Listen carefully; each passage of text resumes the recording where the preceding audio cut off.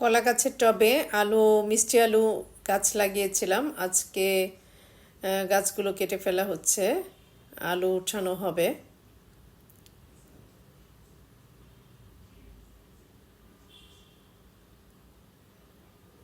মাশাল্লাহ, আলুটা খুব সম্ভবত কেটে গিয়েছে, আরেক পিস খুব সম্ভবত মাটির নিচেই আছে।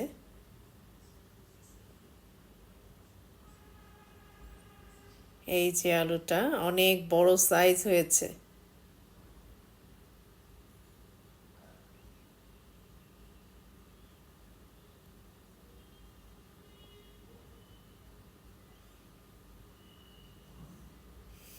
আর একটা উঠানো হচ্ছে, অনেক বড় বড় হয়েছে আলুগুলো।